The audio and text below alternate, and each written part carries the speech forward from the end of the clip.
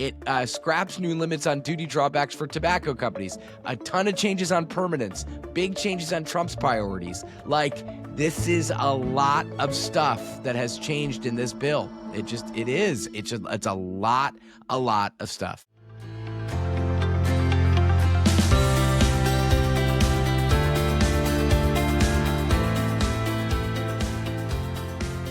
Good morning. I'm Anna Palmer. And I'm Jake Sherman. And welcome to the Daily Punch, brought to you by Punchbowl News. It's Tuesday, June 17th, 2025. Let's get into the mix. Here are your Washington headlines of the day. Number one, 3 thorny issues Senate Republicans have to negotiate on reconciliation. Number 2, Israel at war, and Congress is watching. And number 3, the latest from the campaign trail. All right, Jake, happy Tuesday morning. We have a lot to get to. We are leading Punchbowl News AM with a look at the tough negotiations that Senate Republicans are facing here ahead of their July 4th deadline to try and pass a reconciliation bill. Things are going to get harder before they get easier. Yeah, I mean, listen, the Senate Finance Committee released their text yesterday. That's the headline. It's actually not literally the headline. We have a different headline on the Well, that's good. I'm glad we can let everybody know. Because we don't want to talk about yesterday. We want to talk about today and tomorrow, because we don't look backwards, because looking backwards is silly, because most people know what happened yesterday because they were here yesterday. They were alive yesterday. We're having a really metaphysical conversation here to start off at 4:45 in the morning. Yeah, 4:49. Give us some credit. Right. So the Senate Finance Committee's mark yesterday included a bunch of changes that Laura Weiss did a great job on in the PM edition yesterday, which everyone should be subscribed to. If they're not, I will find you and subscribe you, but you will be paying. And it just includes a lot of changes from the House bill. As we've been saying now for a couple weeks, they are not taking seriously Mike Johnson's warning or suggestion that they don't change this bill that much. They're just not. Right. They're not. Again, today's June 17th. Say this every day now. There are 13 days left in this month, plus 17 days left. Wow. Or so. We're mathing here this morning, folks. I probably got that wrong, and I'm going to get people yelling at me this morning to get this done by July 4th. So let's talk about some of these changes, which, by the way, these are huge changes that not only will not pass muster with this House, but it doesn't look like they're going to pass muster with the Senate. Senators were surprised, as we write in our top, that finance went farther with its limits. It should be further, so I'm going to change that now. Further with its limits on Medicaid provider taxes, along with the House's bills freeze on new provider taxes. Finance would cap expansion states' charges at 3.5%. Josh Hawley said this is going to defund rural hospitals to what? Pay for solar panels in China. And that's a little bit more complicated than that, but whatever. Mehmet Oz, who we last saw as a candidate for the United States Senate in Pennsylvania, he lost to John Fetterman, will be at the Senate Republican lunch today. So we got issues on Medicaid. No surprise there. Let's just stop. One second. Hold up for 1 second, because I think it's important. First, Dr. Oz is the CMS administrator, so he's coming in his role for the administration. But second of all, I don't know. Let's just kind of take a step back, because in some ways, yes, is it surprising that maybe, Crapo went further than people expected? Sure. But at the same time, he has to have somewhere to negotiate from. So It might be a strategy, let's say, to say, hey, okay, we're going to go further, so then he can give Hawley a win, come back from the 3.5%, right? Is this the beginning of the negotiation for the Senate Republicans, kind of out loud in public, or is this the end point? I think that's an important question and something to watch in the next, kind of 24 to 48 hours. Fine. Sure. Yes, maybe. But where they don't have a markup. They're not going to have a markup, so they're going to have to change these things on the fly. And some of the issues are more difficult than Medicaid. You led me into another point. Ron Johnson of Wisconsin, is saying this doesn't cut enough from the deficit, and he said the bill couldn't be fixed before the July 4th recess. Okay, so that's a problem. Rick Scott wouldn't say he would vote for the package. Chip Roy of Texas, who does not a member of the Senate. Not a member of the Senate, said, I will not vote for this. I get fine. And then we have SALT. Right. SALT is not an issue that is going to be solved easily. We keep banging the SALT drum, and I'm banging it as much as we can. and they set the salt cap at $10,000. That is a negotiating point, they say. We scooped that yesterday. And Eric Schmidt, there is no appetite, just no appetite in our conference at all for this number that 5 people in the House want.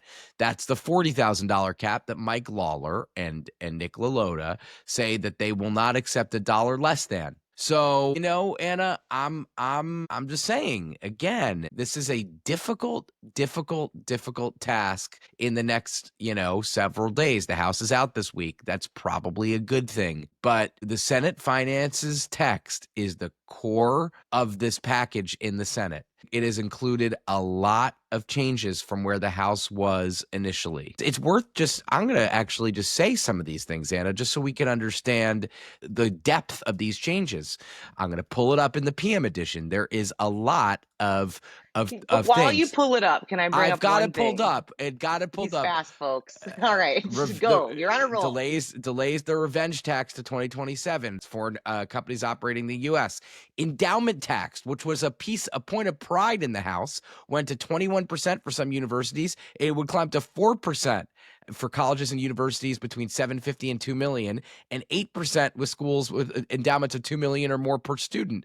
That is, again, 8 to 21, big delta there. New remittance tax, big changes to IRA taxes, drop the tax on private foundations' investment earnings. It scraps new limits on duty drawbacks for tobacco companies, a ton of changes on permanence, big changes on Trump's priorities. Like, this is a lot of stuff that has changed in this bill. It's a lot of stuff. I guess, What did you want to say here? Okay, thank you. Do I have the floor? Are we sure? Have the you know, floor. I would say two things that I think are important. One, yes, we've covered so much about Speaker Mike Johnson and the fact that he's got these tight margins. I have always, and I've been talking about this for at least a couple weeks. I've always said the Senate wasn't just going to take whatever the House did, and we have Correct. clearly seen the Senate put their mark on this bill. Right. And now does this become much more of a negotiation between the two chambers? Was Senator Ted Cruz right that there's some kind of a meeting of the minds, and where you have to kind of have both chambers come together on some of these things? That I think is yet to be seen. But I also think it's important when we look at this, because there's also this whole public lands issue, which is going to be another big problem for both the House and Senate Republicans. There's a provision in the Senate Energy and Natural Resources Committee allowing millions of acres of public lands to be up for sale. This was a big issue in the House. They have a different perspective in the Senate. It's unclear whether or not you're going to have the Western states that would have public land up for sale, excluding Montana. Are they going to be supportive of this? We'll have to see. Yeah. Again, a lot to work out here, and don't even know if this could get through the Senate. So let's see. All right, on to the number 2 story of the morning, Jake. We have a look at how the Senate is monitoring the situation in Israel, but that's about it.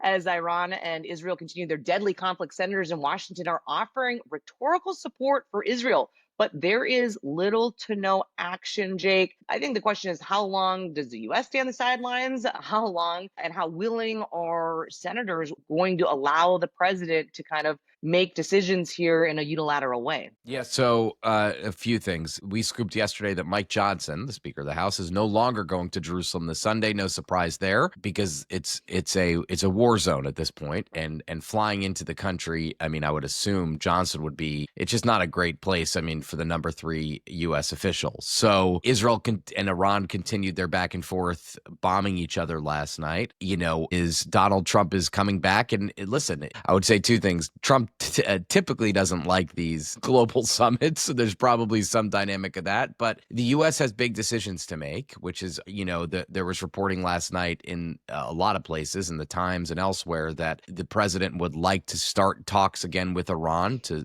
stop this situation, and I get that.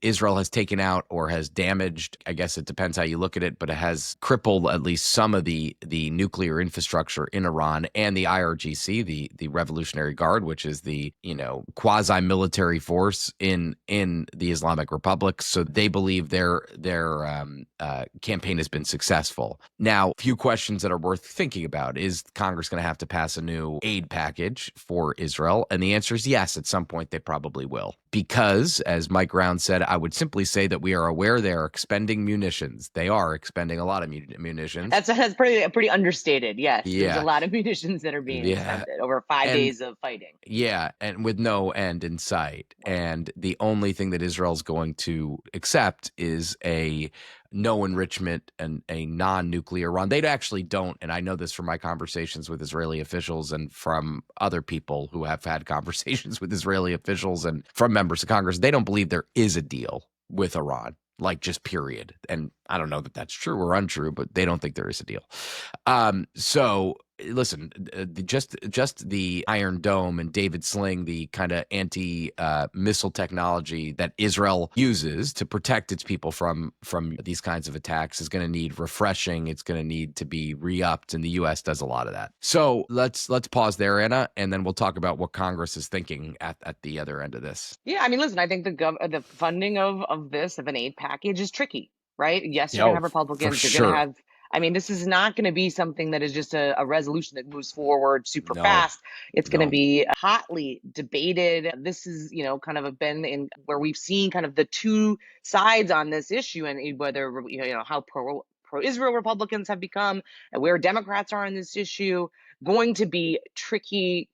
I think trickier than maybe even people believe it will be. And also just the idea, I think there you have a lot of senators, a lot of members of Congress who do not want the U.S., kind of getting involved in a Middle East conflict that they don't see an end to.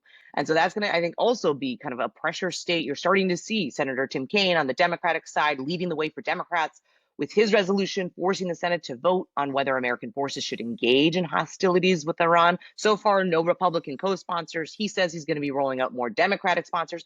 But that is kind of the one piece of legislation that we're seeing so far. This would be a privileged resolution and would require a full congressional briefing, public debate, and a Senate vote on whether the U.S. enters into a war with Iran. That's going to be something to watch really closely. And in the House side, Tom Massey has his own war powers resolution, and AOC has said she'll sign on to it. And I think Rashida Tlaib did too. Now, I mean, there's a legitimate question here that will be debated, meaning it's not, it's not out of left field about whether Iran poses a danger to the U.S. That a lot of people would argue yes, considering they say death to America all the time, and they are on the cusp. They have ballistic missiles. There are U.S. interests in the Middle East, which Iran has threatened to take out if the U.S. is involved, and they are shooting missiles at Israel, which the U.S. does have interests both literally and figuratively in. But these are going to be tough votes, and there are just people who don't want to spend more money on foreign aid. I mean, Marjorie Taylor Greene said yesterday on Twitter, and I'm paraphrasing here, that it's not America first to be involved in this war. So those are all issues that are worth keeping in mind as we get into this next phase. And certainly something that President Donald Trump is going to have to keep in mind, because the whole kind of Republican MAGA movement is divided on that, very succinctly put by Marjorie Taylor Greene. All right, let's go on to the number 3 story of the morning. We're getting into politics here. Texas GOP primary switch. The Texas Republican Party is moving to limit its primary participation only to voters that it deems Republican. Currently, the state's primaries are open. This is a big change that Max Cohn is reporting on for us, and would be potentially have very large implications for one Senator John Cornyn. Yeah, I actually think Ali Mutnick wrote this, but Max's name is on it for some reason. I think Max wrote another part of this item, but yeah, it's but we love them both. And, yes, the Texas Republican Party is trying to push out independents from the primary. Listen, there was our friend Alex Eisenstadt at Axios had another bad poll this morning last night he had it for John Cornyn. We've had 2 bad polls for John Cornyn in his primary against Ken Paxton. As we've reported a bunch, Cornyn's going to have a tough primary. The question is, A, does Cornyn stay in? The answer to that is so far, yes, he is staying in, and he's telling people he's going to stay in. Number two, is someone else going to get in the race in addition to Paxton? Wesley Hunt has been rumored, and he's told people in Texas, I think he's even said in D.C. that he's looking at it. I'm not sure. To be honest with you, I'm not sure who that benefits. I've talked to people in Texas who have said that it would benefit Paxton because they'd get into a runoff, Paxton and Cornyn, and Paxton would still be Cornyn. Now, just to be clear here, the Cornyn people say time and time again that they think that they could turn this around, and people still like Cornyn. They think, but they don't remember that he's a conservative, some version of that. This was almost certain to be challenged in court, as Ali writes this morning. And if it is, we'll have to see how that works out. But it would hurt not only John Cornyn, but people like Tony Gonzalez, Dan Crenshaw. So it'll be a big change in the Lone Star State. All right, we're going to leave it there. Thanks so much for listening. We appreciate it. If you like the Daily Punch, share it on social media. Tell your friends. Subscribe on YouTube. We're on video. You can also go deeper on all these issues and more by signing up for our free morning newsletter at punchbowl.news. Have a great day and stay safe, everybody.